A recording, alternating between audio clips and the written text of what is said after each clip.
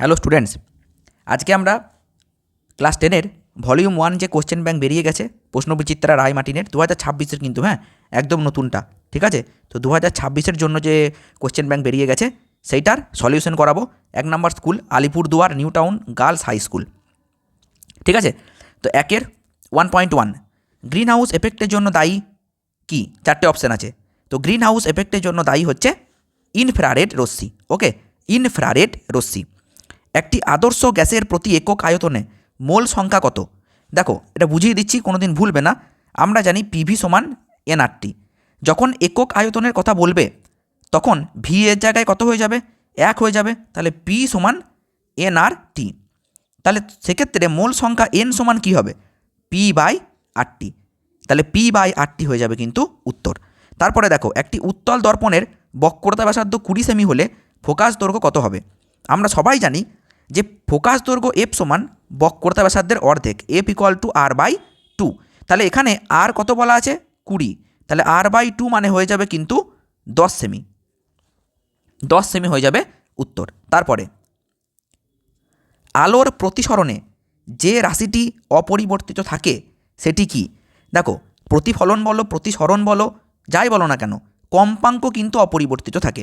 কম্পাঙ্ক তখনই পরিবর্তন হবে যখন উৎস পরিবর্তন হবে। তাহলে অপরিবর্তিত অর্থাৎ পরিবর্তন হয় না কার? কম্পাঙ্কের কোনো পরিবর্তন হয় না। তারপরে এ ও বি দুটি মাধ্যম যেখানে mu A greater than mu B, মানে এ মাধ্যমের প্রতিসারাঙ্ক বি মাধ্যমের প্রতিসারাঙ্কের থেকে বেশি। বেশ, খুব ভালো কথা। এ মাধ্যম থেকে আলোকরশ্মি বি মাধ্যমে যখন তির্যকভাবে প্রতিসৃত হয় তখন আপতন কোণ ও প্রতিসরণ কোণ হয় আই ও আর। কোনখান থেকে কোনখানে বলছে? এ থেকে বিতে, মানে ঘন থেকে লঘু। মাথায় রাখতে হবে, এ কিন্তু ঘন, মিউ এ বেশি। তাহলে ঘন থেকে যখন লঘুতে আসে, এইটা ঘন এইটা লঘু, কি হয়? অবিলম্ব থেকে দূরে সরে যাবে। তাহলে এইটা হবে আই আর এইটা হবে অ্যাঙ্গেল আর। ঠিক, তাহলে কে বড়? আর গ্রেটার দেন আই। আর গ্রেটার দেন আই হবে। তাহলে এখানে কোন সম্পর্কটা মানছে? এই যে এই সম্পর্কটা কিন্তু এখানে মানছে, আর গ্রেটার দেন আই।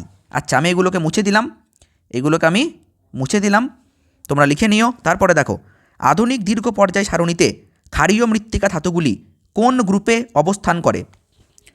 আধুনিক দীর্ঘ পর্যায় সারণীতে ক্ষারীয় মৃত্তিকা মৌল। দেখো, ক্ষারীয় মৃত্তিকা মানেই হচ্ছে দ্বিতীয় শ্রেণী, আর প্রথম শ্রেণী কি? ক্ষার ধাতু, সবাই জানো তোমরা। তাহলে দ্বিতীয় শ্রেণী। 17 নম্বর কি? হ্যালোজেন, মনে রাখতে হবে। সমযোজী দ্বিবন্ধনযুক্ত যৌগটি কি? দেখো, এক্ষেত্রে কিন্তু দ্বিবন্ধনযুক্ত হবে C2H4, ঠিক আছে, C2H4।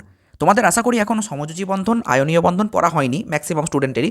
তো যখন পড়বে তখন এই জিনিসটা আরও ভালো করে বুঝতে পারবে। আমি এখন বলে দিচ্ছি। দেখো, কার্বনের যোজ্যতা 4, ঠিক আছে।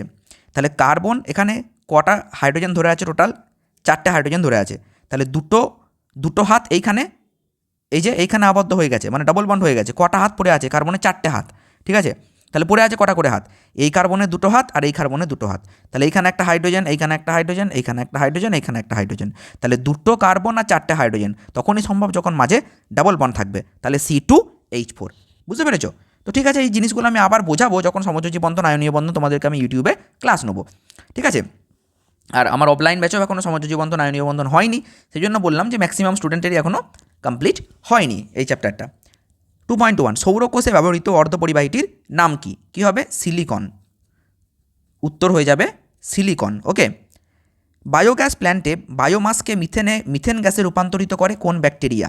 লিখে নেবে, methanogenic bacteria. Methanogenic bacteria, methanogenic bacteria.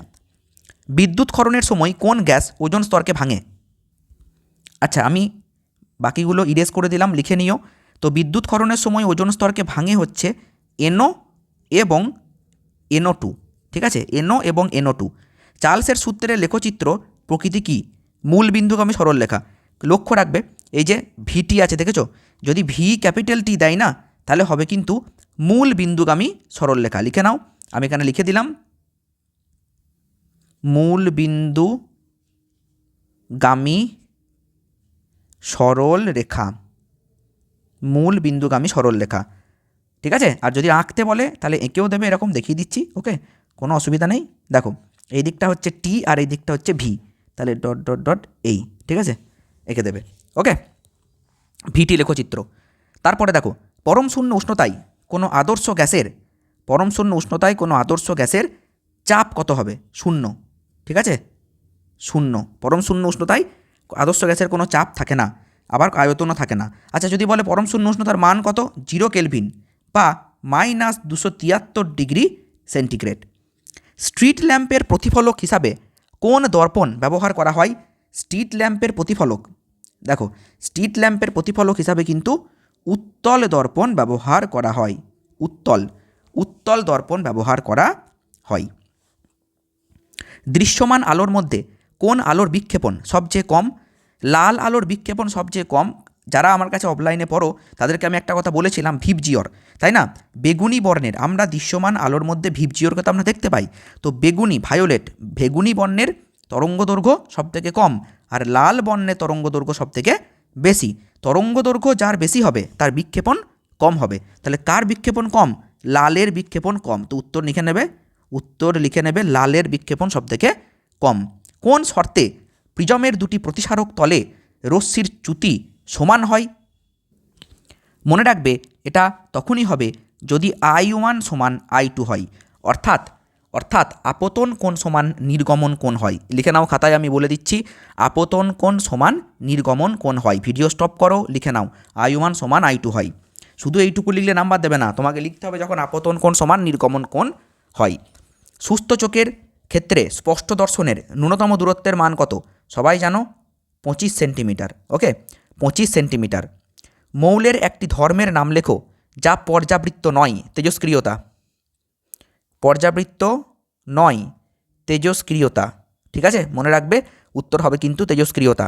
যখন তোমাদের একদম শেষের দিকে যাবে, পরীক্ষা এগিয়ে আসবে, তখন কিন্তু আমি প্রচুর কোশ্চেন অ্যান্সার সলভ করাবো ইউটিউবে। তখন এই কোশ্চেনগুলোই বারবার ঘুরে ঘুরে আসবে, তখন জানো এগুলো পেরে যাও। ওকে, একটি তেজস্ক্রিয় হ্যালোজেন মৌলের চিহ্ন লেখো। দেখো, হ্যালোজেন গ্রুপে একটা তেজস্ক্রিয় মৌল আছে, ঠিক আছে? আমি বারবার বলেছিলাম যে এটা খুব ইম্পর্টেন্ট। তার নাম হচ্ছে অ্যাস্টাটিন। ওকে, অ্যাস্টাটিন নাম, সংকেত এটি, ক্যাপিটাল এ ছোটো হাতের টি। ঠিক আছে, এটি। তারপরে MgO যৌগ গঠনের সময় ম্যাগনেসিয়াম পরমাণু কতগুলি ইলেকট্রন বর্জন করে? দেখো, এই পৃথিবীতে জানো তো সবাই চাই নিষ্ক্রিয় গ্যাসের মতো হতে। সমস্ত এলিমেন্ট চাই বা সমস্ত মৌল চাই নিষ্ক্রিয় মৌলের মতো ইলেকট্রন পেতে। মানে নিষ্ক্রিয় মৌলের যেমন ইলেকট্রনের সজ্জা থাকে সেই রকম। ধরে নাও, তোমাকে আমি একটা সিম্পল কথা বলি, নিয়নের কটা ইলেকট্রন বলো? 10টা। ভাঙো, 2,8। শেষ কক্ষপথে কটা? 8টা। তো সবাই কিন্তু এই নিষ্ক্রিয় গ্যাসের মতো শেষ কক্ষপথে 8টা ইলেকট্রন লাভ করতে চায়। হ্যাঁ, এক্সেপ্ট লিথিয়াম কিন্তু লিথিয়ামের কাছাকাছি নিষ্ক্রিয় মৌলকে হিলিয়াম। তাহলে হিলিয়ামের যেমন 2টো, লিথিয়াম চাই শেষ কক্ষপথে 2টো ইলেকট্রন করতে, মানে একটা ছেড়ে দিতে চাই। বুঝতে পেরেছো? তাহলে ম্যাগনেসিয়ামের কত? ম্যাগনেসিয়ামের হচ্ছে 12। তাহলে 12কে তুমি ভাঙো, কী হবে? 2,8,2। তাহলে ও কি চাইবে? যে আমি এই 2টো ত্যাগ করে দেবো, যে নিয়নের মতো হব। তাহলে কটা ইলেকট্রন বর্জন করবে? 2টো ইলেকট্রন বর্জন করবে। উত্তর হবে 2টি ইলেকট্রন বর্জন করবে। ঠিক আছে, আমি এখন পরপর শর্ট কোশ্চেনগুলো সব করিয়ে দেবো। এর পরের স্কুলের শর্ট কোশ্চেন আমি নিয়ে আসছি রিসেন্ট ভিডিওতে, আর বড় কোশ্চেনগুলো আমি জাস্ট আর 2 সপ্তাহ পরে করাবো, বা 1 সপ্তাহ পরে বড় কোশ্চেনের উত্তরের ভিডিও কিন্তু নিয়ে আসবো। ঠিক আছে, তো সঙ্গে থেকো। আশা করি তোমরা প্রচুর কিন্তু ইনফরমেশন, প্রচুর কন্টেন্ট এখান থেকে পাবে যদি তোমরা রেগুলার ফলো করো। ঠিক আছে।